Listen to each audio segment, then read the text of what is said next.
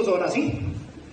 Otra vez, buenas noches. Vamos a continuar con la lección que nos corresponde, ¿verdad? Todavía estamos en dispensaciones y pactos.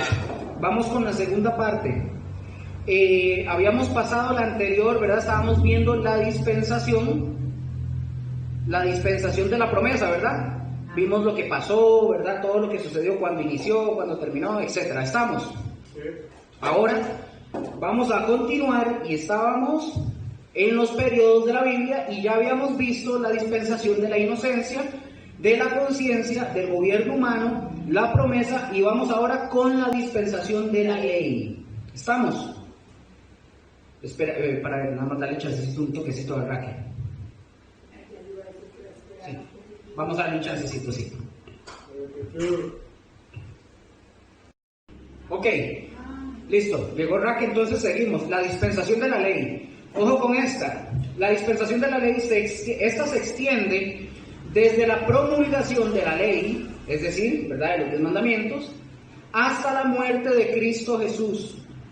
Ojo con esto lo que viene. Este periodo se introdujo, por decirlo de esta manera, en el programa de la humanidad o en el programa de Israel. Este programa de la ley, escuchen algo, se van a sorprender, nunca fue impuesto. La gente se dice, ¿cómo? Pero Dios dio los 10 mandamientos. Sí, pero no fue por imposición, a fuerza. ¿Sabían eso? No. Ya van a ver. Ya lo van a ver. Nunca fue impuesto. Vamos un momento a Éxodo 21:1, porfa. Y vamos a ver unos textos de la palabra esa. De Éxodo 21:1. Me dicen cuándo lo tienen. Mientras lo buscan, les voy hablando. Ya lo tengo. Listo, lo pueden leer fuerte. 21:1. 21:1. Dice: estas son las leyes que les propondrán. ¿Qué? Propondrás. Estas son las leyes que les propondrás, ¿verdad? Sí, Ahí, no, ahí sí, solo eso. Ok, ojo con esto, esta ley que Dios les propuso al pueblo, el pueblo debía de aceptarlas. ¿Estamos? Ok, voy a ir un poco lento. No fue impuesta, porque si fuera impuesta, ahí diría, esa es la ley que les doy y punto. Dios le está diciendo a Moisés, estas son las leyes que les propondrás. Vamos bien ahí, ¿verdad? Aquí había una disposición de Dios si ellos querían aceptarla. Ajá. ¿Y ellos qué le dijeron a Moisés? ¿Qué le dijo el pueblo a Moisés cuando Moisés dice, estas son las leyes que Dios les está proponiendo? Y ellos dijeron, sí, todo lo que Dios diga, amén. Ellos aceptaron. Ellos se acaban con sus cosas. Usted lo dijo. Todo lo que Dios diga, así lo vamos a hacer. Y así es como se da por aceptado el periodo o la dispensación.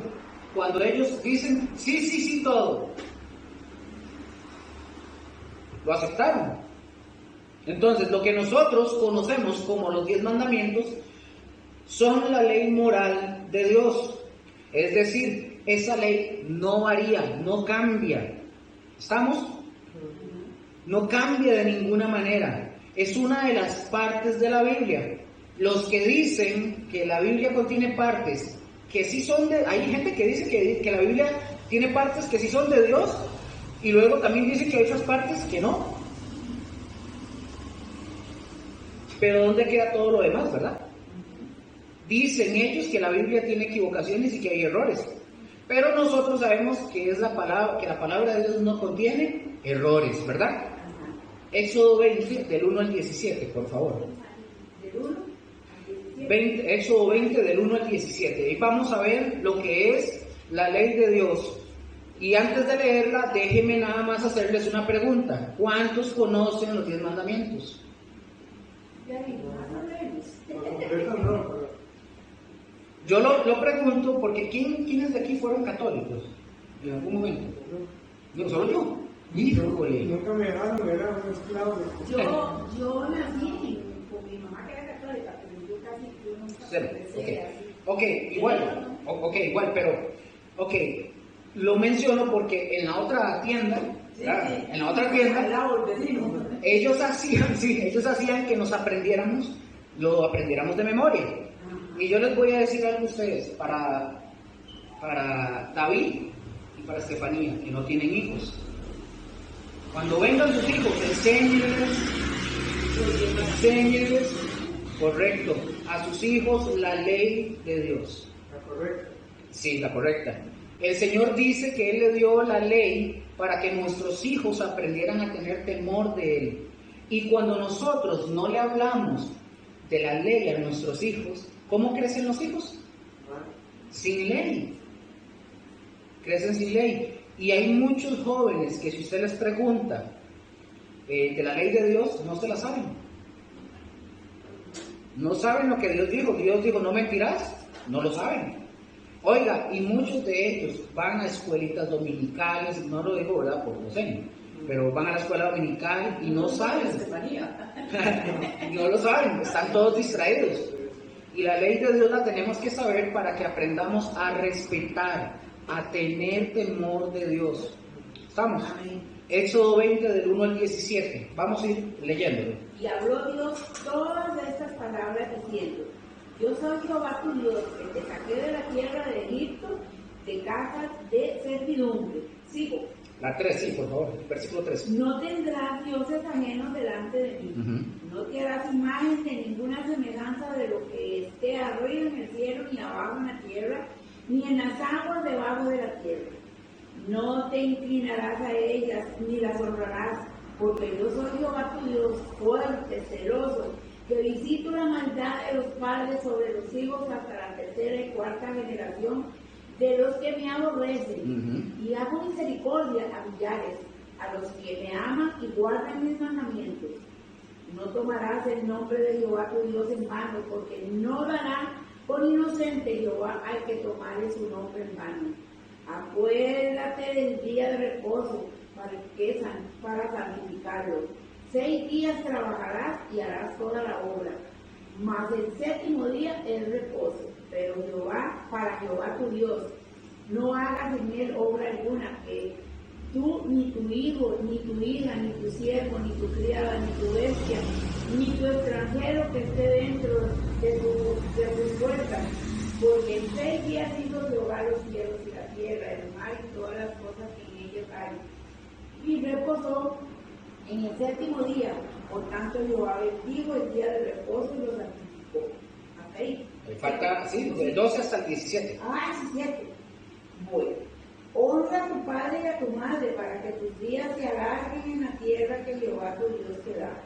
No matarás, no cometerás adulterio, no hurtarás, no hablarás contra tu prójimo falso testimonio, no codiciarás la casa de tu prójimo, ni codiciarás la mujer de tu prójimo, ni su siervo, ni su criada, ni su buey, ni su alma, ni cosa alguna de tu prójimo. Ya. Listo.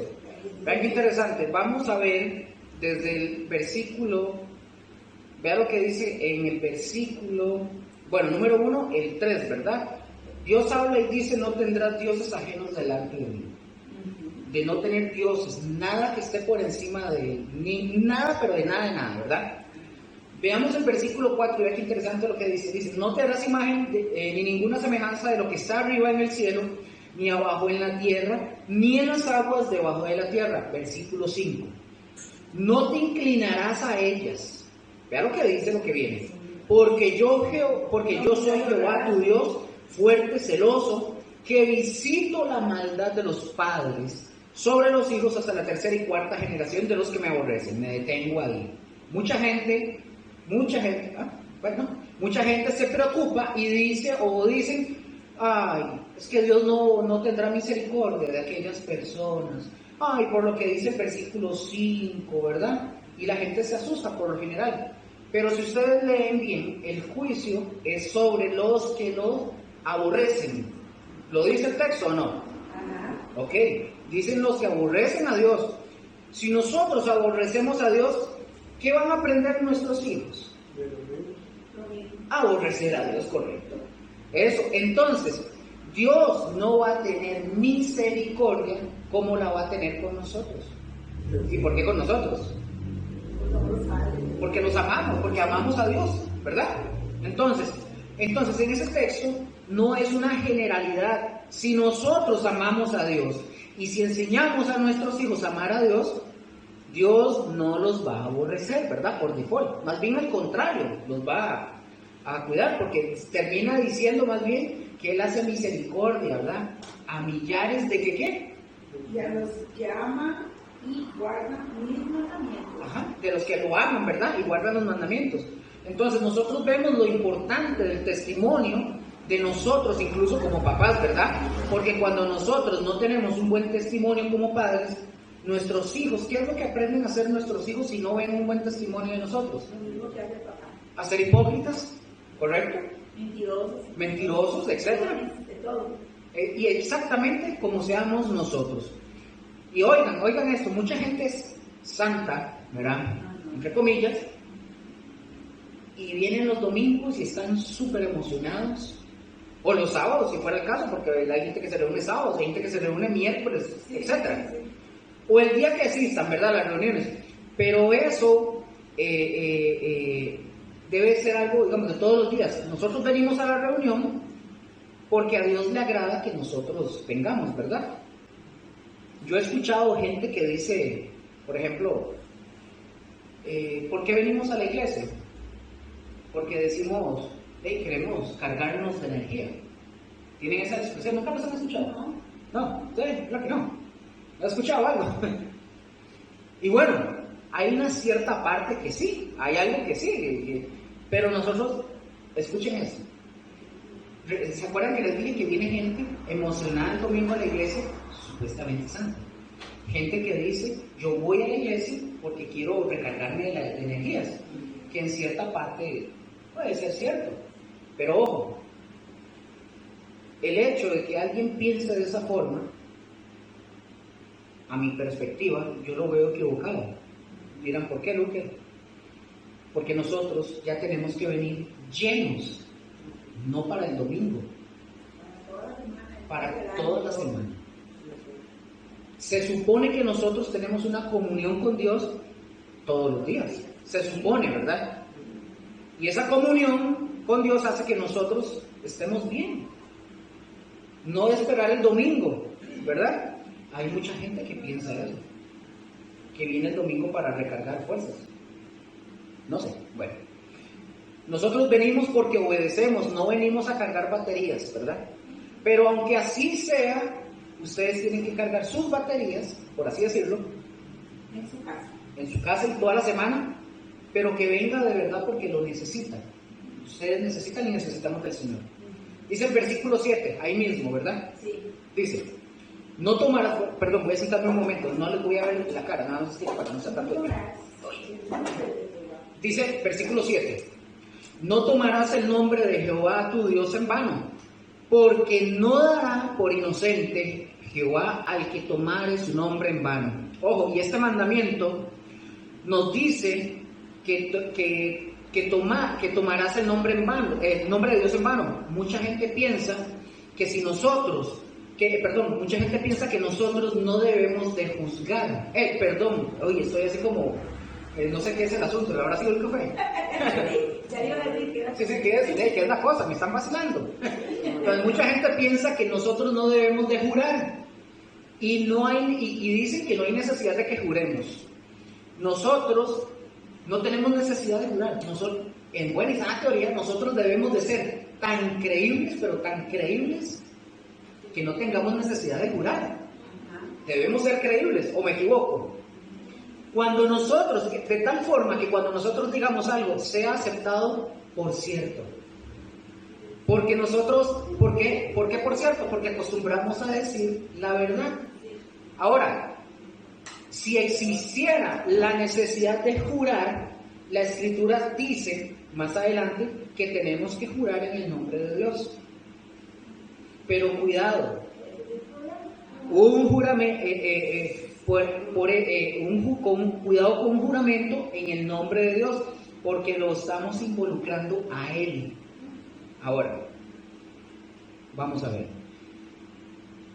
Por eso no debemos de hacer un juramento o de estar jurando constantemente por babosadas, perdón por la expresión, pero por babosadas. Por ejemplo, si existiera un pleito, una discrepancia, doña Vera con David, ¿verdad? Por ejemplo. Entonces, digamos, por aclarar, yo digo, viene David y dice, bueno, yo pongo a Dios como testigo de que doña Vera a mí me faltó el respeto. Entonces, ¿qué quiere decir esto simple y sencillamente? Que este juramento que está diciendo, en buena y sana teoría, lo que está diciendo David, debe ser verdad. Yo pongo a Dios como testigo y digo, doña Vera me ofendió, y si no es verdad, ¿qué está haciendo? ¿Qué está haciendo David si no es verdad ese juramento? Jurando en vano en el nombre de Dios. Es súper peligroso. Y, perdón, y en las películas, que la gente a veces lo hace, ellos lo hablan como una ficción, pero lo dicen. Obviamente, a veces les cae ya les ha caído a muchos. Entonces, y si nosotros juramos con su nombre en vano, ¿qué es lo que vamos a recibir? Un castigo, correcto. Por eso la Escritura nos dice que no debemos de andar jurando, nosotros debemos de ser creíbles. Pero en un momento dado de la vida, si vamos a jurar, que sea en el nombre de Dios. Pasa. A mí me pasó, yo tuve que ir a un juzgado porque yo fui testigo, aquí en los tribunales, yo fui testigo de algo que sucedió con una persona. Cuando yo llego, el juez me dice, usted jura de que usted, yo dije, juro. Si yo juré, porque yo estoy diciendo la verdad, ahí sí aplica. Porque yo no estoy mintiendo, pero si yo miento y digo, juro en el nombre del Señor y con la Biblia en la mano, que me caiga fuego. Pero yo ese día yo fui y yo juré. Me dice, usted jura por la patria y jura que va a decir la verdad. Sí, lo juro, porque yo fui testigo. Que a la que yo fui a dar mi testimonio, a ella era la ofendida de parte de la persona. Entonces yo voy a decir lo que él hizo a esta persona. Yo me di cuenta. Entonces yo juré. ¿Está mal? ¿No? Siempre fue correcto. Lo juré y dije tal cual sucedió. Ni subí ni bajé, como era. Pero sí, ahí sí se puede. Número 8, el versículo 8. Acuérdate del día de reposo. Por cierto, en el blog voy a tocar algo sobre esto, pero en el blog mío yo tengo una enseñanza sobre el día de reposo, porque muy probablemente me van a preguntar, eso es un tema muy extenso. Yo se los voy a pasar para que, yo no sé si ya lo leyó, yo lo había compartido, pero yo se los voy a pasar para que lo vean, ahí está. Pero voy a tocar unas cosas aquí, porque si no nos vamos a quedar solamente con el día de reposo. Sí. Entonces dice, el versículo 8, acuérdate del día de reposo para santificarlo. Vamos a Génesis 2:2. Mientras lo buscan para avanzar, yo lo voy a ir leyendo. Ustedes lo siguen ahí con sus ojos. Dice, Génesis 2:2 dice, y acabó Dios en el día séptimo la obra que hizo, y reposó el día séptimo de toda la obra que hizo. Versículo 3, y bendijo Dios al séptimo día y lo santificó, porque en él reposó de toda la obra que había hecho en la creación. Ojo, el séptimo día, así, aquí se habla del descanso, ¿estamos de acuerdo, verdad? Sí. Esto lo he mencionado ya en algún momento. Quien tuvo la idea, escuchen, quien tuvo la idea de que hubiera un día de descanso, no fue el Ministerio de Trabajo. No, fue Dios. Fue Dios. Porque Dios sabe que debemos de trabajar duro, pero también tenemos que descansar bien. Y una forma de descansar dice, con respecto al día de reposo, que nosotros lo vamos a guardar, ¿verdad? Pero lo que Dios está diciendo es que nos vamos a reunir o a congregarnos. ¿Sabían? Sí, pasa bien. Había hablado de este. La gente dice, eso es un comentario aparte. Ustedes saben que ya salir de lunes a sábado, salir a manejar o lo que sea, ya no se puede. La gente anda por trajín, corriendo, haciendo un sinfín de cosas. Y los domingos usted sale, ya no hay gente. La gente está guardada en la casa. Y es el único día que uno puede salir tranquilo a manejar, por así decirlo. Pero ojo con esto. Yo le decía a Raúl, qué interesante. Esto es un pensamiento mío, ¿verdad? No es de la Biblia. Pero yo le decía a Raúl, qué interesante. la gente está tan afanada, tan atareada, trabajo, plata, universidad, que esto, carrera, tantas cosas, chunche, celular, casa, carro, un montón de cosas, que están tan atareadas de lunes a sábado, que el domingo, ¿para qué lo agarran? Para descansar. Para dormir, para descansar, Ir a la playa. para ir a la playa, menos para Dios. Y la gran mayoría dicen ser cristianos y están atareados, pero el domingo lo agarran para descansar y la gente no quiere saber nada, ni de iglesia, ni de trabajo, ni nada, porque están descansando el domingo. A mí me da un dolor cuando veo que hay personas que en las iglesias que no vienen. Ajá. Gracias, porque ya voy a decir algo. Y yo digo, pero ¿dónde estará? Lo más probable es que andan peleando. A la mayoría de la iglesia, pero lo más importante, andan peleando. Repito lo que dijo ahorita, pero lo que Dios está diciendo es que nosotros nos vamos a congregar el séptimo día o el día de reposo. Mucha gente no viene a la iglesia porque dicen que están muy cansados y que justamente es porque no vienen. ¿Saben por qué están cansados? Porque no vienen a recibir la bendición del Señor acá. A cargarse, como A cargarse, sí. No vienen a recibir la bendición. Y escuchen, no es solo venir a recibir la bendición, sino a tener comunión con los hermanos. Con los niños. Correcto. Con los hermanos. Porque eso es la reunión. ¿Para qué es la reunión? Para animarnos. Si un hermano le está yendo bien, por ejemplo, nosotros debemos de animar a esa persona y alegrarnos. ¿O me equivoco? Porque si estuvo enferma, también, porque un ejemplo, a David lo ascienden en el trabajo, venimos el domingo y él dice que lo ascendieron del trabajo, el Dios de él es el mismo Dios mío. Amén. Y si yo estoy pasando una necesidad, yo voy a tener la fe y la esperanza de que el Dios de él, que es el mismo Dios mío, me va a suplir a mí y me va a sacar también. Amén. Pero no como, pues, ¿por qué? Sí, porque yo. ¿Me entiendes? Estamos. Entonces ese día, justamente, ese día en especial, Dios ¿qué quiere? Que nosotros nos reunamos. Yo ya lo he hablado varias veces. Yo no estoy diciendo de forma legalista, no haga nada y venga a la iglesia. Yo no estoy diciendo eso. Lo que estoy diciendo es que programe. Si yo este domingo, por cierto, nosotros no venimos, pero ya nosotros hablamos con los pastores, como hace 2 semanas, y les dijimos, este domingo nosotros no venimos por aquello de que ocupe algo en el servicio o necesita algo de nosotros, no vamos a estar. Yo siempre... Pero yo no, mi esposa y yo no le decimos el sábado a las 8 de la noche, mañana no voy. Eso es una falta de respeto, empecemos por ahí. Pero no es que Dios no está diciendo, venga solo el domingo, usted no puede salir a hacer nada. No, sí puede hacerlo. Lo que la Biblia dice es, no se deje congregar. Y el no congregarse significa que usted abandonó, que usted ya tiene 4 semanas de no venir, viene un domingo y se desaparece otras 6 semanas.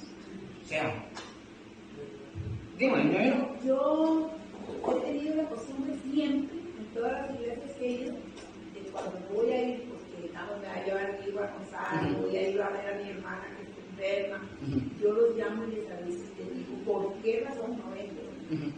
Yo no voy el domingo porque voy a mi hermana, voy a ir aquí, voy allá, o cuando estoy enferma, que definitivamente me duelen todos los huesos. Correcto, sí. Me quedo acostada descansando, pero de lo contrario.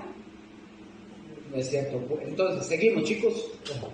Desgraciadamente, como venimos hablando desde los principios de la iglesia, esto ya era un problema, porque si ustedes se acuerdan, en la carta de Hebreos dice que algunos tienen por costumbre, ¿qué? No congregarse, no reunirse.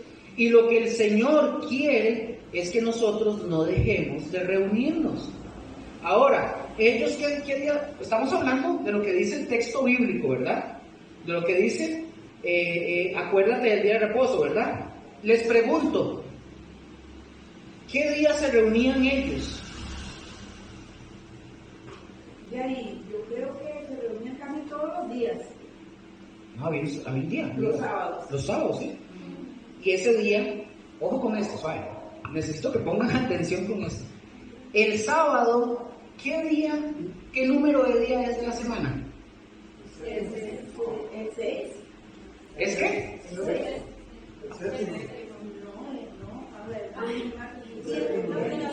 No, número no, mejor dicho, cambio.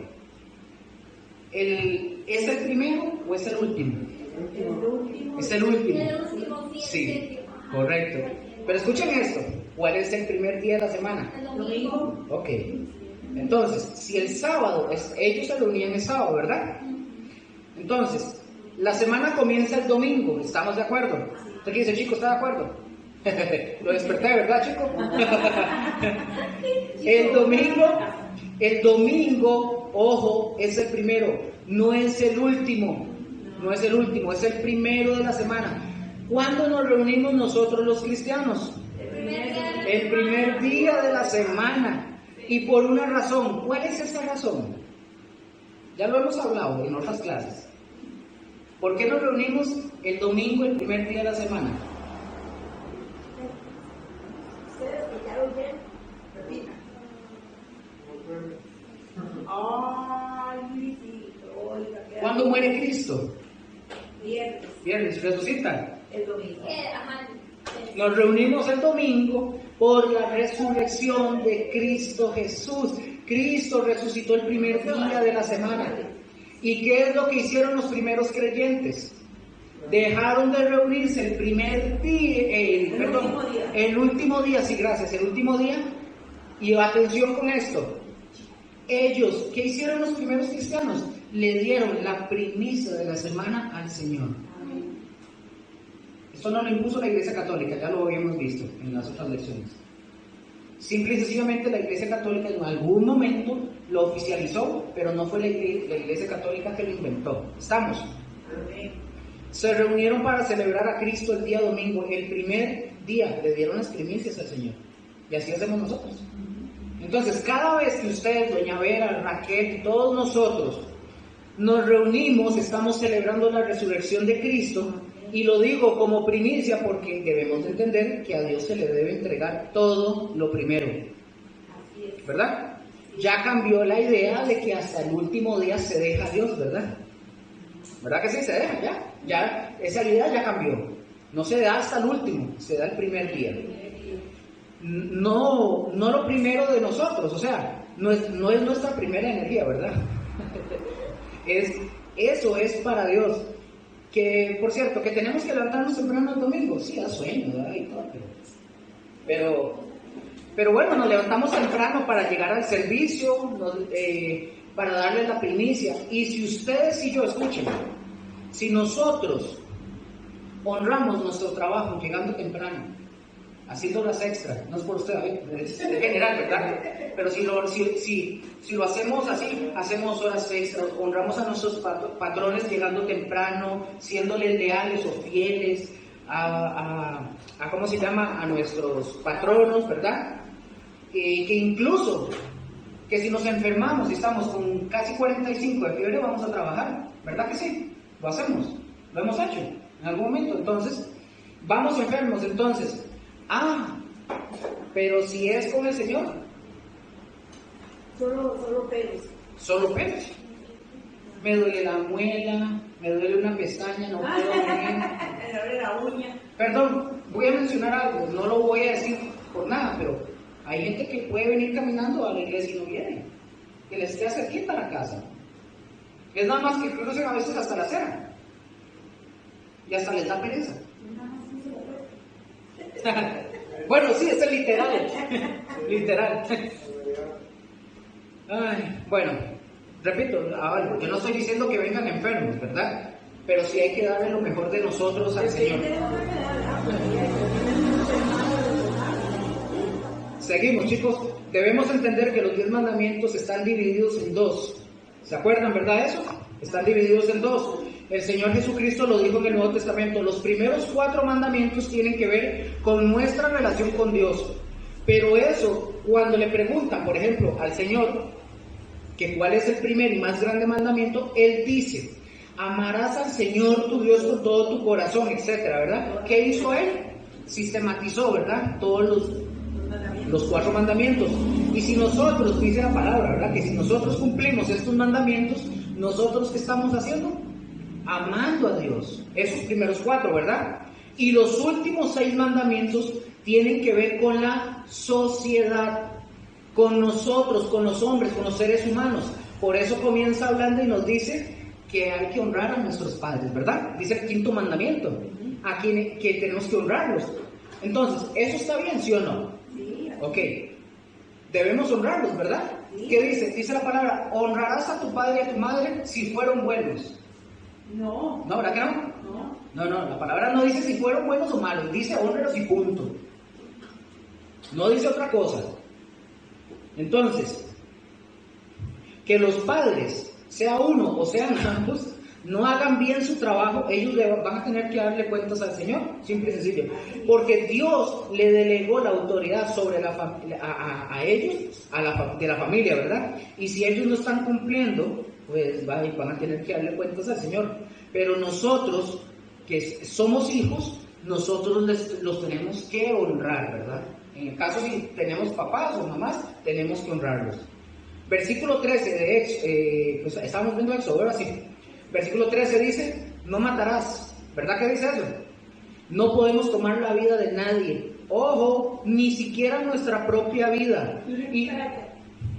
Y mucho menos, ojo, no podemos matar a nadie, ni siquiera nuestra propia vida, y mucho menos a los no natos. Oigan, que quizás son los seres más inocentes y sin embargo se les asesina diariamente. Y yo estoy hablando, ojo, del aborto, ¿verdad? Y el aborto es infringir el mandamiento de Dios que dice, no matarás. ¿Saben por qué? Porque Dios se reserva ese derecho exclusivo. Por ejemplo, si usted, aquí les iba a decir esto, en las plagas de Israel, ustedes han visto que en las plagas de Israel, de las 10, en las 9, Moisés es el protagonista, ¿verdad que sí? En la 10ª, ¿cuál es la 10ª? La última. ¿Cuál era? Ajá, era de la muerte de todos los primogénitos, ¿verdad? Y en esa última plaga, Dios aparece en escena, quita a Moisés y él es el que toma las vidas de las personas, no Moisés. Moisés desaparece del panorama, porque Dios es el único que se guarda ese derecho de quitar la vida. Solo Él puede. Y como en este caso que les estoy mencionando, el hombre no tiene parte, por eso Dios quita a Moisés de la jugada, por así decirlo. Dame un momentito.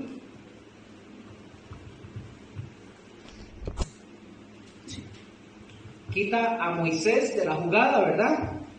¿Y él qué hace? Dios se encarga de hacer todas las cosas.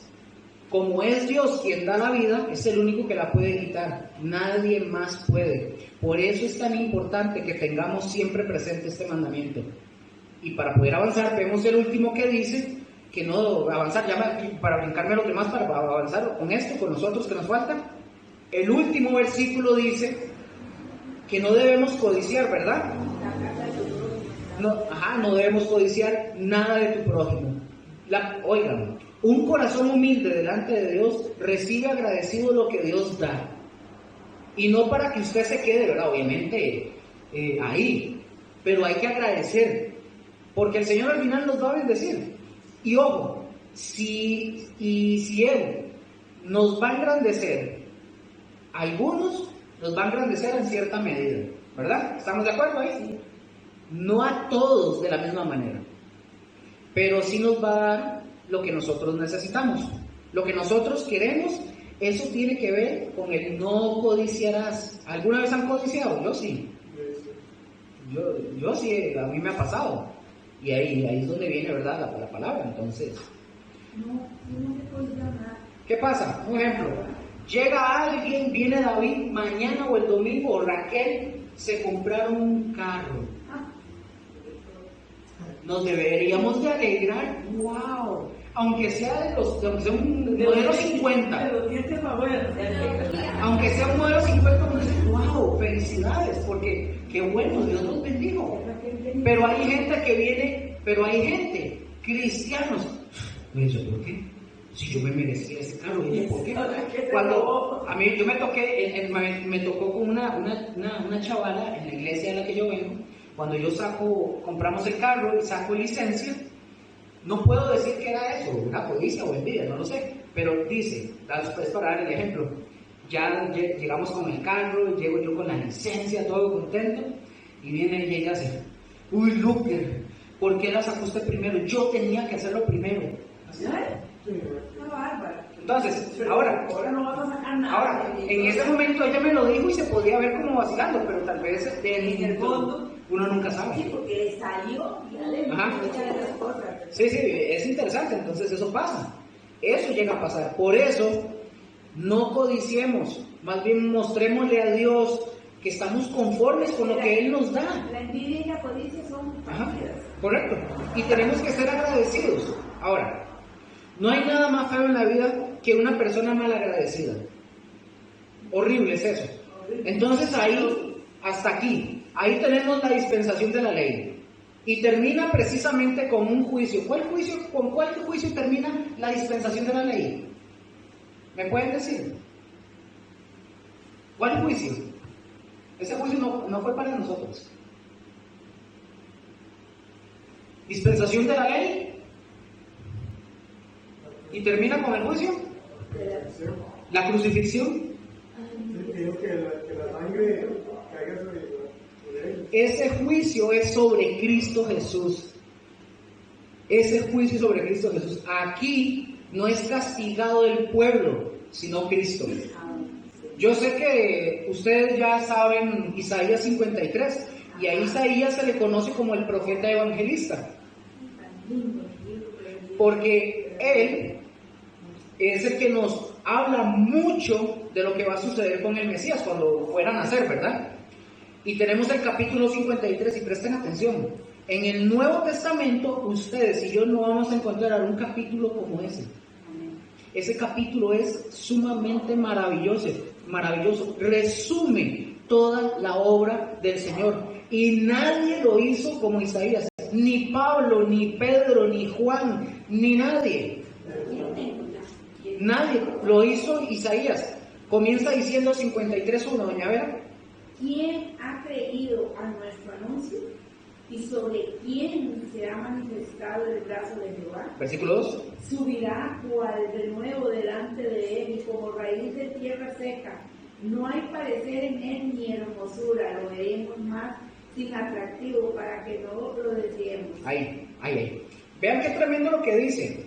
Dice que cuando castigaron al Señor Jesucristo, sin haberlo merecido, sin tener culpa, dice el texto, no hay parecer en él, no hay hermosura. Dice eso, ¿verdad el texto? Sí. Y cuando la palabra dice que Jesús era el más bello de todos los hombres, dice que tanto lo golpearon que cuando una persona es golpeada, dice que deforma sus facciones, ¿verdad? El Señor Jesús era el más bello y el Señor Jesús quedó totalmente desfigurado. Imagínense, nosotros a veces necesitamos pensar qué fue lo que hizo de verdad el Señor Jesucristo para que nosotros nos animemos de verdad a vivir para Él. Es tanto lo que hizo, es tanto lo que soportó sin que Él se lo mereciera. ¿Saben quién se lo merecía? Nosotros. Ustedes y yo no lo merecíamos. Yo me lo merecía, yo creo que más que cualquiera. Él no se lo merecía. Dice que Él fue semejante en todos nosotros, pero que nunca pecó. Y cuando nosotros leemos descripciones como la que está leyendo ahorita doña Vera, como esa, Él no se quejó. Dice que no abrió ni su boca, no se quejó. Dice que fue llevado como un cordero al matadero. Dice una persona, ¿ustedes alguna vez han visto cómo matan a un cordero? No. ¿Verdad? No, nunca lo han visto. No. Yo no lo he visto, pero sí me han contado. No conozco los corderos. No, la vaca sí he visto. Pero un cordero, cuando matan a un cordero, ¿sabe qué hacen? Los corderos no hacen ruido, lloran, pero no hacen ruido. Se quedan callados, por eso lo compara con un cordero. Ah, pero ustedes han visto, yo sí lo he visto, ¿han visto cómo matan a un chancho?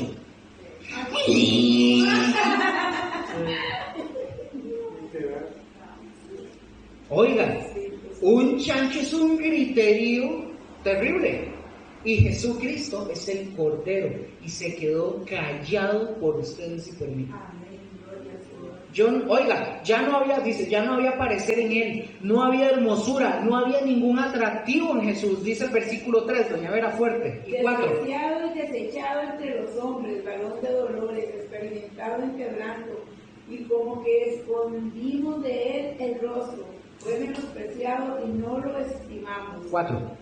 Ciertamente llevó él nuestras enfermedades y sufrió nuestros dolores, y nosotros le tuvimos por azotado, por herido de Dios y abatido, mas él herido fue por nuestras rebeliones, molido por nuestros pecados, y el castigo de nuestra paz fue sobre él, y por sus llagas fuimos nosotros curados. Ok, gracias.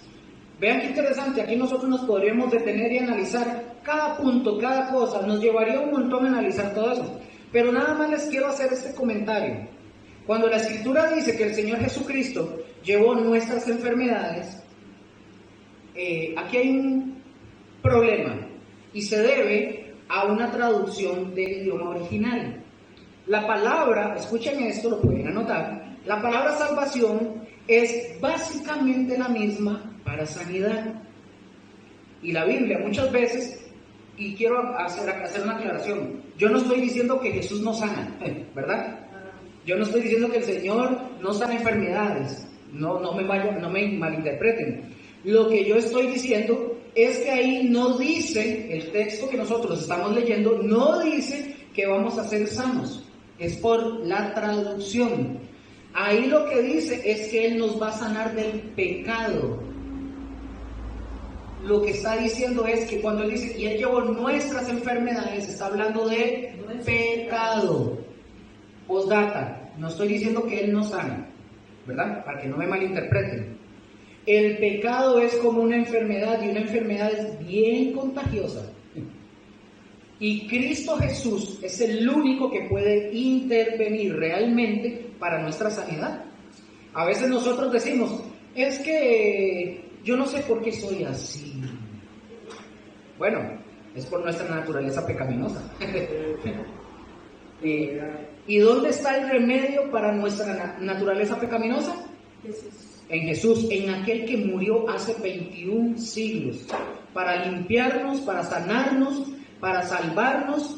Esa es la idea.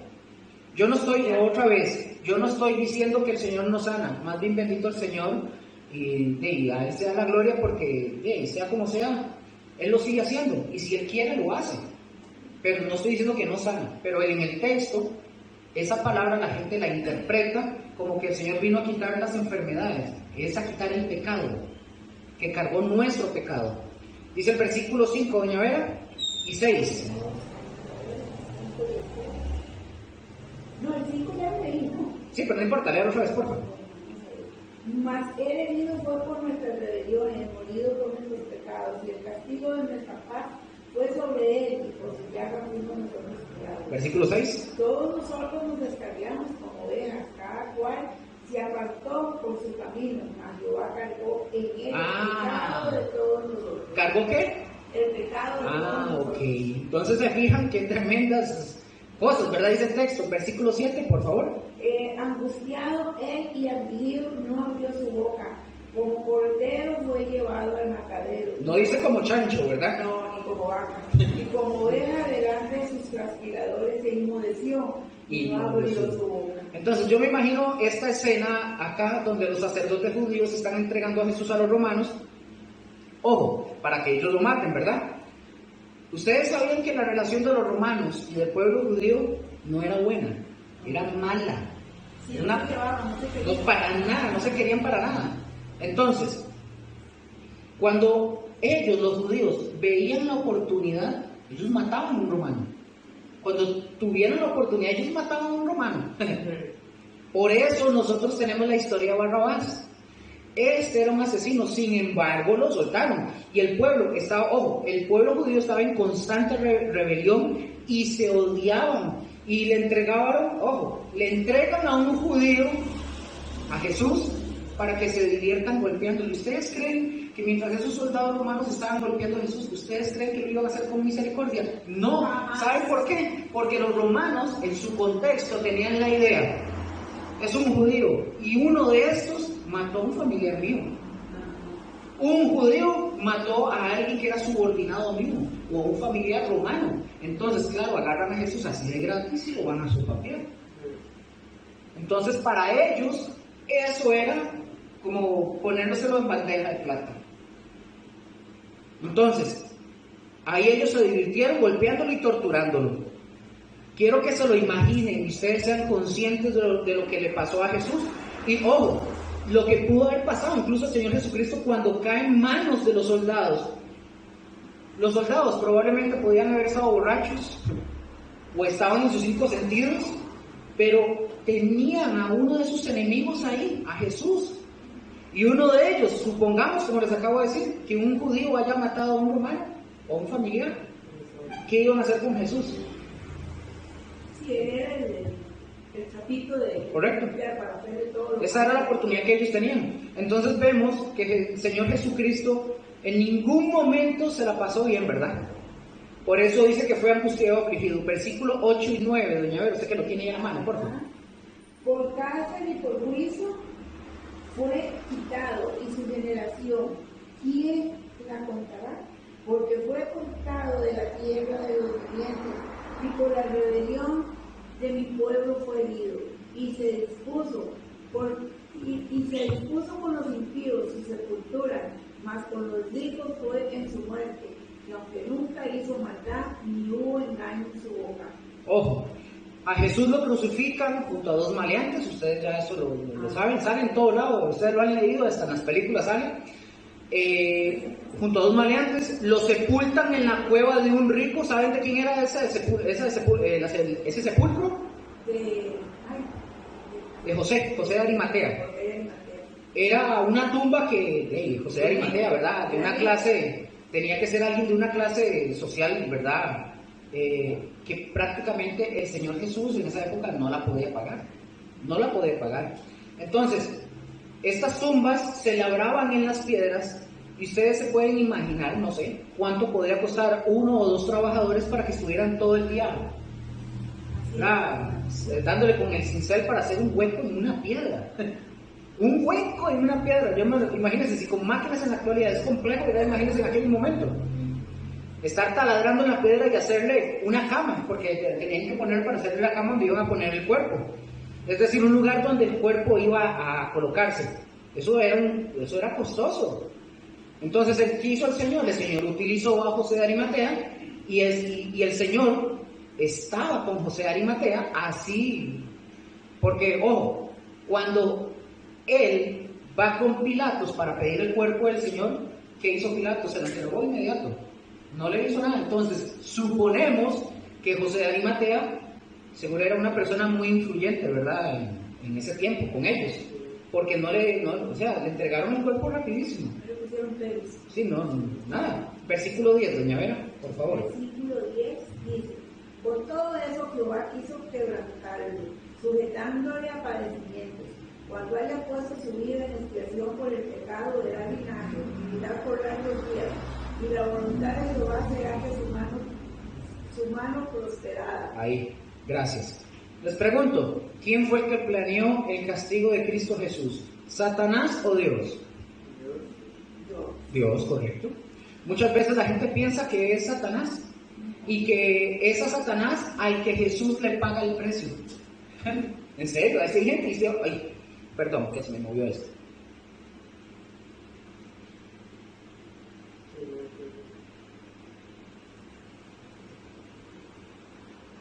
Ok, sí, perdón, es que no es que se me fue así todo. Entonces la gente piensa que Jesús le pagó el precio a Satanás por el precio de nuestra libertad, y no fue así, fue a Dios. Notemos cuánto amor tiene Dios por nosotros, y el Dios Padre.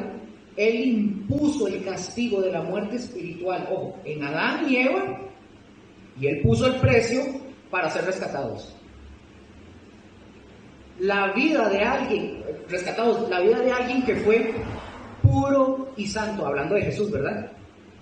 pero esa pureza y esa santidad tenía que llegar a la perfección para que fuera realmente aplicada de manera permanente para nosotros, ¿verdad? Como nos dice Hebreos, que como no era un sacrificio perfecto, ¿se acuerdan? En el antiguo pacto, que no había un sacrificio perfecto, sino que había la necesidad de que todos los días hacer sacrificios, a diario. Todos los días el sacerdote primero tenía que ofrecer un sacrificio por él y luego un sacrificio por el pueblo. Pero cuando Cristo viene, que es Dios hecho carne, que es perfecto en santidad, entonces Él, con el derramamiento de su sangre, ¿lo hizo cuántas veces? Una vez y para siempre. Ya no hay necesidad de sacrificios. Por eso nosotros somos salvos, y somos salvos por la fe. Entonces es porque el sacrificio de Cristo Jesús se aplicó para el perdón de nuestros pecados. ¿Y qué pasa? Que nos sustenta a lo largo de toda nuestra vida y de la eternidad. Esa es la sangre de Dios, básicamente. Y leo esta vez el versículo 10 y 11, de ahí mismo que estábamos en Isaías. Con todo esto Jehová quiso quebrantarlo, sujetándole a padecimiento. Cuando haya puesto su vida en expiación por el pecado, verá linaje, vivirá por largos días, y la voluntad de Jehová será en su mano prosperada. 11. Verá el fruto de la aflicción de su alma y quedará ¿qué? Satisfecho. Dice lo mismo en sus Biblias. Sí. Quedará satisfecho por su conocimiento, justificará mi siervo justo a muchos y llevará las iniquidades de ellos. Cristo sabe bien lo que sufrió porque lo sufrió. Es Dios hecho hombre. Y alguna persona podría decir, es que Él es Dios y Él se puede brincar esa parte y no sufrir. Y no es verdad. Porque si Él no hubiera sufrido ese sacrificio, no sirve de absolutamente nada. Porque el chiste es que tenía que pagar y sentir y sufrir. Tenía que morir de verdad. Sí, claro. Y todo ese dolor que nosotros le causamos, todo ese dolor que ustedes y yo le causamos, fueron por nuestros pecados. Bueno, ahora ¿qué hace Él? Él ve y nos ve a nosotros. ¿Y qué hace Jesús cuando nos ve a nosotros? Se goza. Porque se goza. Y para Jesús no importa lo que Él padeció antes. Voy a darles un ejemplo. Obviamente no a la altura de Cristo, ¿verdad? Porque nada que ver. En el caso de una madre, doña Vera, Raquel, que son mamás. Cuando ustedes estaban en el momento del parto y todo, dolía, ¿verdad? Raquel, dolía, les dolía. Yo no sé porque no soy mujer, pero dolía. Claro. A usted no le dolió. Ay, pues, así. Entonces tienen mucho dolor las madres, o ¿verdad? Les duelen, no sé, las contracciones o lo que sea, bueno, da mucho dolor. Pero les pregunto, ¿por qué soportan el dolor? Por el amor al hijo. Por el amor al hijo, porque saben que su bebé va a estar vivo, ¿cierto? Sí, y cuando nace a uno se lo Porque lo van a tener, no solo va a estar vivo, lo van a tener en sus brazos, ¿verdad? Sí. Lo van a tener en sus brazos. Es más o menos lo que Cristo está diciendo cuando dice que fue todo satisfecho. Él nos ve, porque Él cuando estaba en la cruz sufriendo, Él estaba sufriendo, pero Él nos estaba viendo a nosotros en sus brazos. O sea, si ustedes esto no los conmueven, no sé. Es que, vea, decirte, yo todos los días cuando oramos, yo recuerdo el sacrificio de Jesucristo. Me lo imagino cuando lo clavaron la corona de espinas, cuando le metieron la espada en el costado, cuando le arrancaron la piel, la barba. Y yo lo recuerdo y lo vivo y le digo, Señor, gracias por ese sacrificio que hiciste por mí, porque fue tremendo, fue demasiado bello por mí. Eso. Y eso es bonito porque uno vive recordando para agradecerle cada día más a Él todos los días. Así es. Seguimos entonces. Les leo, versículo 11 nuevamente y 12. Verá el fruto de la aflicción de su alma y quedará satisfecho. ¿Quedará qué? Satisfecho. Ahí está. Por su conocimiento justificará mi siervo justo a muchos y llevará las iniquidades de ellos. Por tanto, yo le daré parte con los grandes y con los fuertes repartirá despojos. Por cuanto derramó su vida hasta la muerte y fue contado con los pecadores, habiendo él llevado el pecado de muchos y orado por los transgresores. O sea, todo esto tiene que ver con el fin del periodo de la ley. Esta ley, escuchen otra vez, la ley que aceptó el pueblo, sin realmente haberlo pensado bien. Porque si ustedes les ofrecen ahorita aquí un documento para hacer un trato, ¿qué hay que hacer? Hay que leerlo, aunque sea muy ventajoso para uno. ¿Qué hay que hacer? Primero se firma inmediatamente. No, hay que leerlo. Hay que revisarlo, hay que leerlo. ¿Y qué hicieron los hebreos? No lo revisaron. Ellos le dijeron a Dios, todo lo que Dios diga, sí. Lo que Dios diga es sí. Y vean dónde se metieron, en camisa de 11 varas. Pero dice Pablo que la ley era el ayo, o era el tutor, para que nosotros como humanidad viéramos que no hay salida aparte de Cristo Jesús. Entonces la ley ¿qué hace? Nos lleva como un tutor, o sea, a alguien que cuida de nosotros, a alguien que nos enseña, nos lleva a Cristo Jesús, y nosotros decimos que obviamente por nosotros mismos no nos podemos salvar, ¿verdad? Es cierto que quizás no seamos asesinos, a lo mejor podemos decir no somos adúlteros, pero de fijo, hemos dicho alguna mentirita blanca, dicen, ¿verdad? Algunos hechos. Pero sí, pero no sé si será blanca o negra, o de qué color. Una mentira es una mentira delante de Dios, y nosotros la califiquemos de bien intencionada o de blanca, la mentira es un pecado delante de Dios. Y la verdad, no nos engañemos. Tenemos una naturaleza pecaminosa. No es que tengamos muchas veces que premeditar el pecado, porque no todos premeditan el pecado, evidentemente. Recordemos que fuera de Cristo nosotros no tenemos ni una sola oportunidad de salvarnos. Una vez que Cristo es crucificado y muere al tercer día, resucita, y dice que después de 50 días de andar sobre la tierra, ¿qué pasó? Viene el Espíritu Santo, el día de Pentecostés. ¿Y qué comienza en el día de Pentecostés?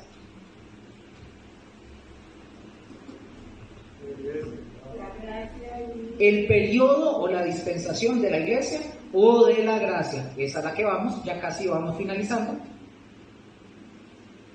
Vean todo lo que tuvimos que ver para entender un poco del periodo de la gracia. ¿Verdad que no es así nomás ¿verdad que sí? No es nada más de llegar y decirle unos cuantos versículos y toma, vayas a la casa, como un PDF, me dijo alguien por ahí. No, estoy molestando. Número 6, la dispensación de la gracia. Nosotros estamos actualmente viviendo esta dispensación. Ya nosotros llevamos tenemos 21 siglos, no sabemos cuándo termina. Este es el periodo en el que Dios, escuchen, trata de pura gracia con nosotros. ¿Cuál fue el último periodo antes de este? La ley, correcto. Este es el periodo de la gracia. Por eso, lo que a nosotros se nos pide en este periodo, que estamos aquí, en este periodo, ¿qué es lo que a nosotros se nos está pidiendo? Que pongamos nuestra fe en Cristo. Y es poner nuestra fe en Cristo Jesús, y es el medio que nos lleva a la salvación. Y vamos a pensar en un par de versículos muy conocidos. Juan 3:16. ¿Quién se lo sabe de memoria? Porque de tal manera amó Dios al mundo que ha dado su Hijo unigénito, para que todo aquel que en él crea no se pierda, mas tenga vida eterna. Ok, correcto. Entonces, todo aquel que cree, y luego de esto lo dice el Señor Jesús, luego pasan los años, cuando Jesús dice ese de Juan 3:16, pasan los años, viene Pablo, y Pablo nos dice en Efesios 2:8 y 9. ¿Lo tienen ahí? ¿Me dicen? Amén. El que lo tenga, lo lee fuerte y me ayudan. Efesios 2, 2 del 8 al 9. Primero el versículo, sí, no, los dos, 8 y 9, por favor. Ahí voy. Primero dice Jesús en Juan 3, 16, ¿qué dice Juan? Bueno, porque de tal manera amó Dios al mundo, ya sabemos, ahora aparece Pablo y dice, Para mostrar. no, 2, 8 a 9. 2 del 8 al Sí. 7. Bueno, vamos a ver qué tal es suya que va. Más bien la veo, 9, 8, aquí. Porque por gracia sois salvos, por medio de la fe. ¿Por medio de qué? De la fe. Ok, Y esto no de vosotros, pues es don de Dios. un regalo de Dios. No por obras, para que nadie se gloríe. Ahí. Es decir, para que nadie un día se pare delante de Dios y diga, Señor, yo sí me merecía la salvación. No, no, no. Pongamos atención, es por gracia. Aquí necesito que presten mucha atención. Es por gracia. La salvación es por gracia. ¿La gracia de quién? De Dios. De Dios. Ahí. Ok. Es un regalo que nosotros no merecemos y que Dios nos lo quiere dar si nosotros ponemos nuestra fe en Cristo Jesús. Vamos a hacer un ejercicio rápido para que me entiendan esto. Y vamos a suponer, suponiendo, yo soy Dios. La gracia es estirar, yo estiro la mano, yo soy Dios, suponiendo. Yo estiro la mano para que, venga, doña Vera, la que está ahí, aquí, póngase aquí, así, usted ahí. Yo estiro la mano para que nosotros, o sea, doña Vera, ¿qué tiene que hacer? Por fe, estira la mano y agarra la gracia, téngala ahí. Eso, téngala ahí. Entonces, vamos a suponer que doña Vera comienza con emoción en la vida cristiana, ¿cierto? Sí. Con emoción. Pero luego viene una desgracia fuerte. Muy fuerte. Comienza a venir una desgracia en esos momentos en los que le empieza a rogar que nos libre. Entonces, ¿qué hace doña Vera? Empieza a debilitarse en su fe. Empieza a debilitarse en su fe y se empieza a soltar. Yo pregunto, ¿ella pierde la salvación? No, ¿Por qué no? porque sigo siendo hija de Dios a pesar de que tengo una No. desgracia. ¿Por qué? Porque ya tiene fe. No. Venga, no me hagan, Pero siéntese, mientras tanto. Pongan atención lo que leímos en el versículo. Dice, porque por gracia sois salvos por medio de la fe, y esto no de vosotros, pues es don de Dios, no por obras para que nadie se gloríe. Entonces, doña Vera le pasa una situación y ella se comienza a soltar, ¿verdad?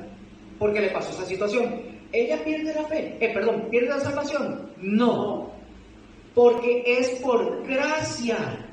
¿Qué significa? Que yo le dije a ella que yo iba a estirar la mano, ¿para qué? Para que yo le Es la gracia, yo estiro la mano.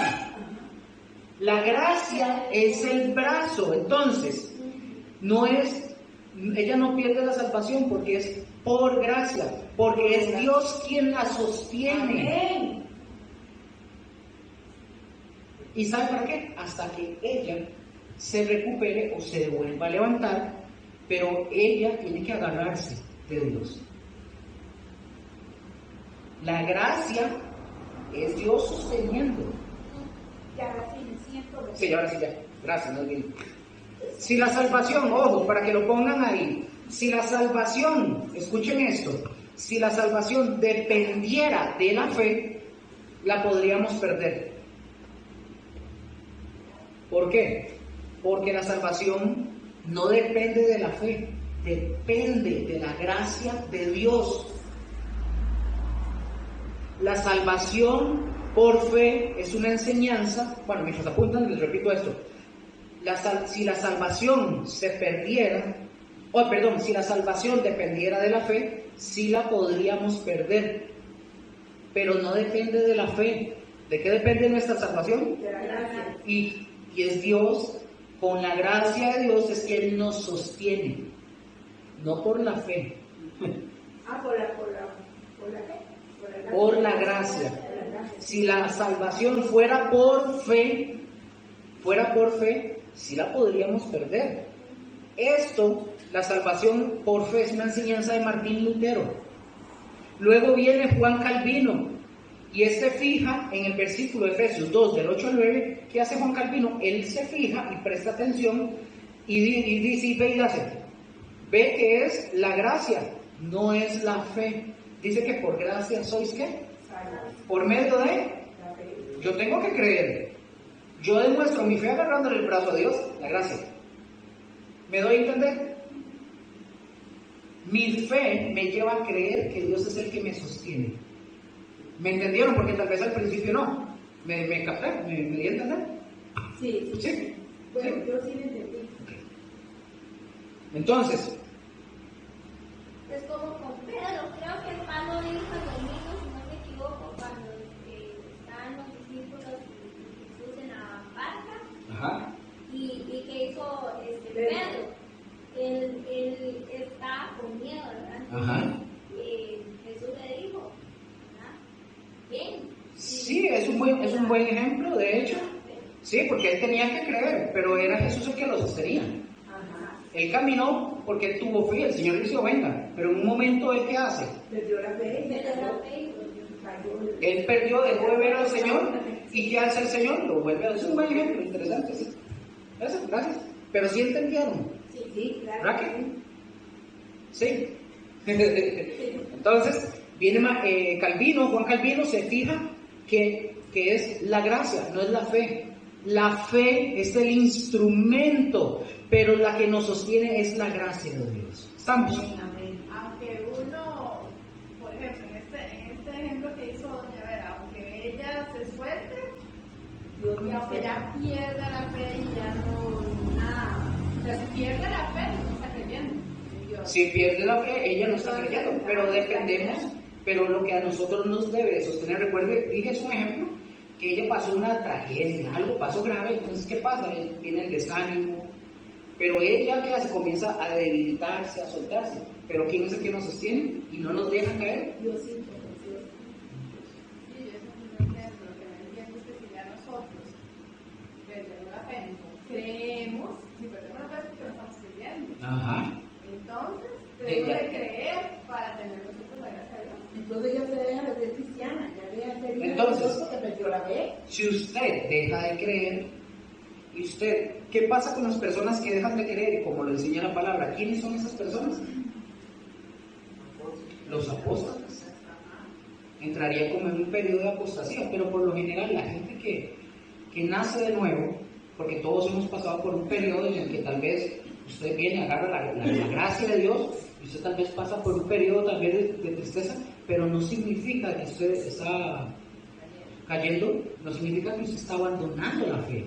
Significa que usted está en un periodo donde está pasando alguna tribulación y usted sigue creyendo y usted sigue en eso, aunque vengan bien. Apostasía. Ajá, la fe, ahí sí, la pierdo. ¿Qué? Salvación. No, eso es un tema que lo vamos a ver después, pero no. Si usted nació, así se lo digo, lo vamos a ver, si usted nació de nuevo, si usted nace de nuevo, ¿qué puede hacer usted para perder la salvación? La salvación, primero, ¿de quién es? ¿Quién la da? Dios la da, ¿verdad? Y es un regalo, dice la palabra, ¿verdad? Entonces yo vengo y te digo, Raquel, esta es la salvación, vamos a hacer el ejemplo. Tome, yo te lo estoy regalando. Ay, Usted lo toma. Entonces usted dice, wow, gracias, estás agradecida, contenta. Entonces se va a su casa y usted al final de cuentas dice, no, yo no quiero esta vara, y se lo da a los perros. Entonces, usted no la está perdiendo, usted la está abandonando. Usted no me puede venir a decir, no señor, tome. Yo le voy a decir, yo ya te la di. depende de uno. Yo ya sostener. te la di. Es un regalo. O sea, Dios no te lo va a quitar. Usted la abandona. Usted no va a llegar a presentarse delante de Dios y decir, Señor, pero yo no sabía, yo pensé que yo era salvo y me la quitaste. No, yo no se la quité. Yo se la di. Yo te la di como regalo. Cuídela, ejercítese, aliméntese de la palabra, crezca, siga confiando en mí, pero usted lo que hizo fue esto, a mí no me interesa. Así la agarró y la tiró. Usted no la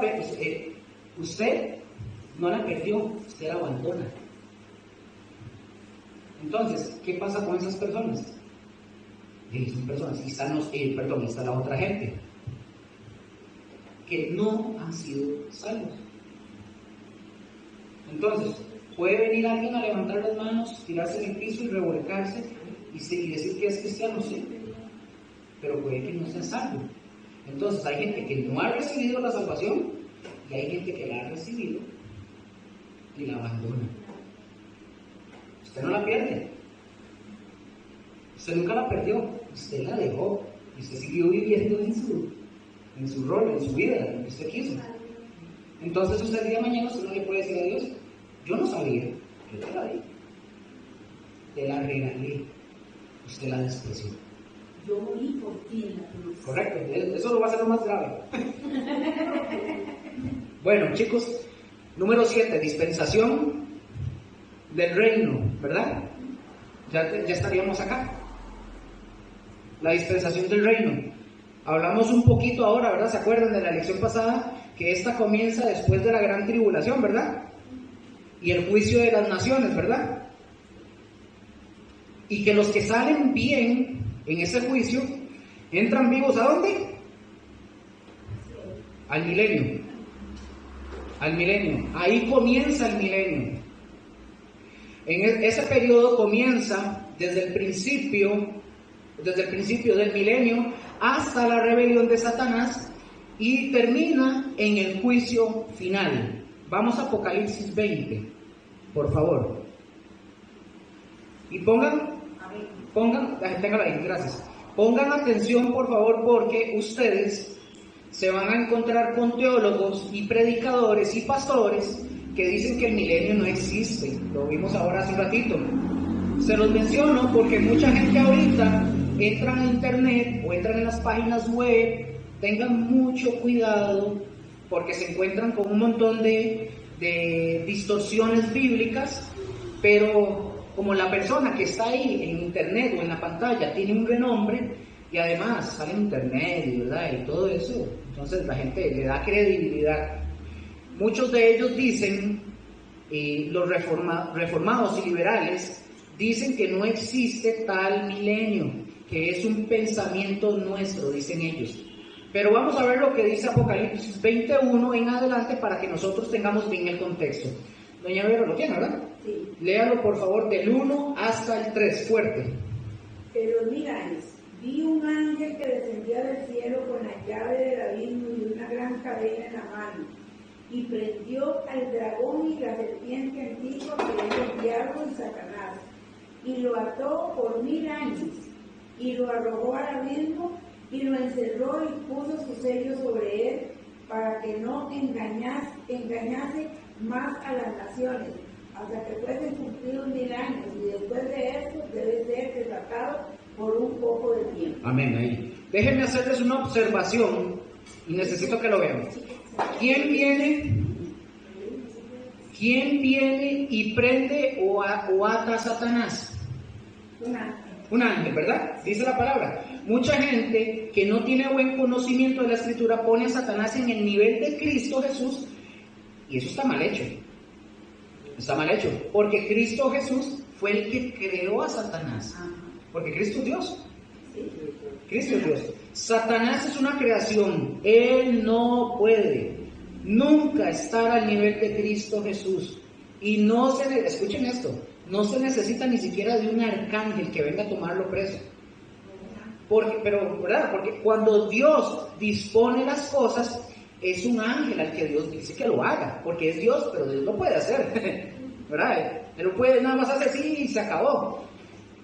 Entonces, Dios lo dispone que sea un ángel y ni siquiera se nombra, ¿verdad que no dice el nombre del ángel? No. ¿Verdad que no? Eso es importante. Sí, un ángel. Es un ángel el que lo toma y lo mete ¿en dónde? En una prisión, ¿verdad? Sí. Ok, voy a volver a leer, se los voy a leer. Yo quiero que pongan atención en esto que vamos a ver. Dice, se los voy a leer yo, esta vez hasta el 7. Vi un ángel que descendía del cielo con la llave del abismo y una gran cadena en la mano, y prendió al dragón, la serpiente antigua, que es el diablo y Satanás, y lo ató ¿por cuánto? 1000 años. Vayan contando. Y lo arrojó al abismo y lo encerró y puso su sello sobre él para que no engañase más a las naciones hasta que fuesen cumplidos ¿cuántos? 1000 años, 2. Y después de esto debe ser desatado por un poco de tiempo. 4. Y vi tronos y se sentaron sobre ellos los que recibieron facultad de juzgar, y vi las almas de los decapitados por causa del testimonio de Jesús y por la palabra de Dios. los que no habían adorado a la bestia ni a su imagen, ni que no recibieron la marca en sus frentes ni en sus manos, y vivieron y reinaron con Cristo. ¿Cuánto? 1000 años. 3. Pero los otros muertos no volvieron a vivir hasta que se cumplieron, ¿cuánto? 1000 años 4. Eso. Esta es la primera resurrección. Bienaventurado el santo que tiene parte en la primera resurrección. La segunda muerte no tiene potestad sobre estos, sino que serán sacerdotes de Dios y de Cristo y reinarán con él. 1000 años. ¿Cuándo? Ajá. ¿Cuándo qué? Cuando los 1000 años. ¿Cuándo? Ajá, se cumplan, Satanás será suelto de su prisión. Les pregunto, si este periodo no existe, como dicen ellos que no existe el milenio, ¿por qué Dios es tan insistente en mencionar tantas veces 1000 años? ¿Cuántas veces lo menciona? 6. Repitió 6 veces 1000 años. Si no existen los 1000 años, entonces ¿por qué insistir tanto en un periodo de 1000 años? Ahora, un argumento adicional que podemos tomar, en este caso, acuérdense que existe la numerología, no en el caso de aquel, ¿verdad? Que se me había contado. Está la numerología bíblica. El número 6 es número de quién? No, de hombre. De hombre. Ajá, pongan atención. Es número de hombre. ¿Y se menciona cuántas veces? 6. ¿Quién está en el milenio durante los 1000 años? No, Satanás está atado. Atado. Ajá. En el periodo de los 1000 años, ¿quiénes van a estar ahí? El hombre, correcto. El hombre, los seres humanos. Y recuerden que únicamente van a existir en ese periodo, les dije que eran 2 naciones, judíos y gentiles.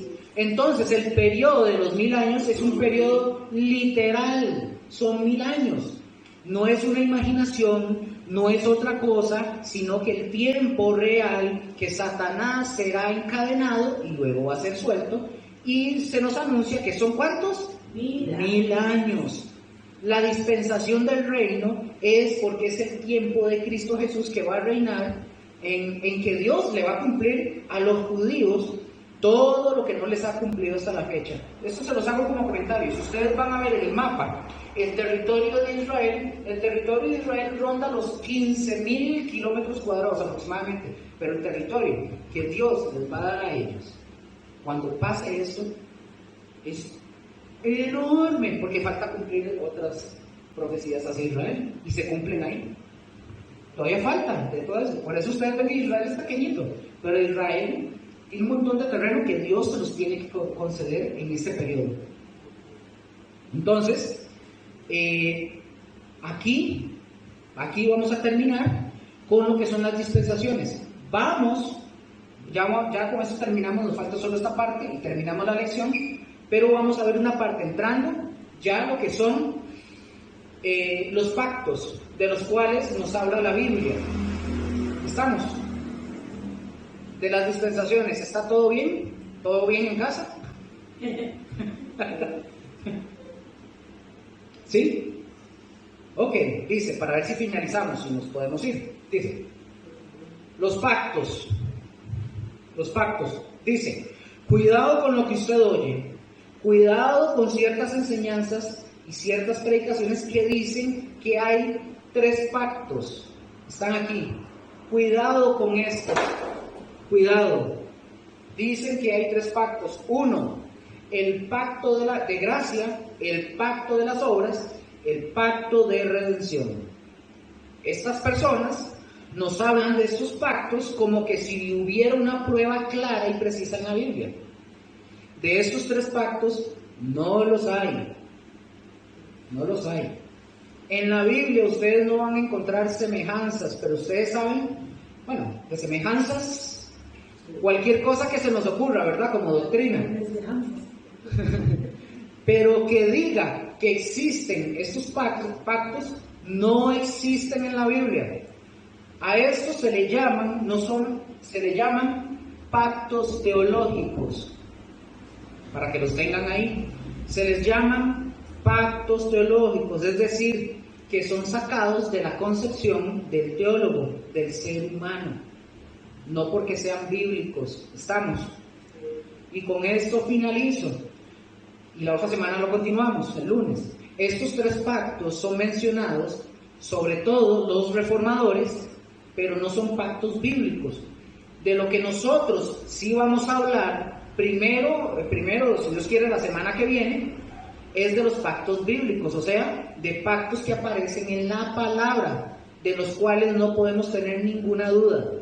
Y se los menciono desde ya, para que ustedes vayan pensando y que después ya claramente y convencidos queden convencidos de los pactos reales, los cuales sí nos afectan a nosotros como humanidad, la humanidad, como humanidad, y que están en la palabra. ¿Estamos?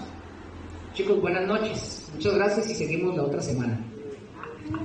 Estoy esperando los pactos.